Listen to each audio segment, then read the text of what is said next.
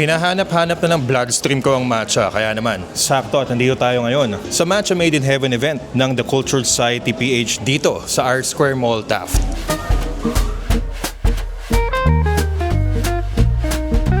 This is the Matcha Made in Heaven, created especially, you guess it, matcha lovers. And the event brings together a curated lineup of matcha cafes and local brands, along with various lifestyle merchants. Madalas po akong nainom ng matcha. Pero saan po ba gawa yung matcha?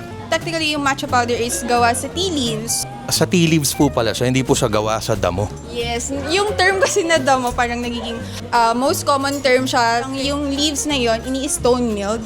Kaya yun yung nakukuha nating matcha powder na wini-whisk natin. Para saan po yung parang brush?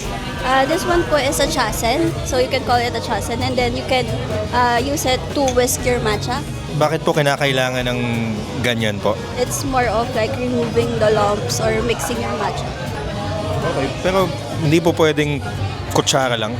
Pag kutsara po kasi, it has different texture. Okay. So, it tastes different actually if you whisk it than just stirring it.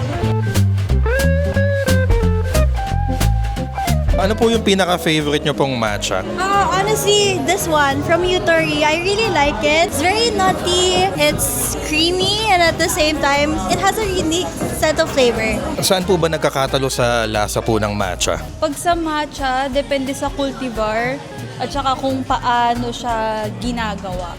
So meron kasing method na pinipaste muna siya sa room temp water bago ilalagay yung 80 Celsius na water para mailabas yung notes, yung aroma ng matcha.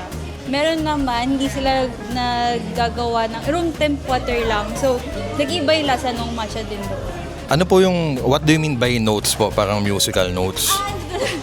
Pagdating sa notes, para siya sa coffee din. Di ba ang coffee, meron din mga notes yan. Merong may nutty, merong nasa floral side. So, ang matcha din, para din siyang coffee beans. So, meron din siyang iba't ibang notes. So, ang notes naman ng iba't ibang matcha, may umami, may nutty, may grassy and earthy notes. So, yun yung mga matitikman mo pag ininom mo yung matcha. Nastan ako sa umami ah. Umami? Seryoso?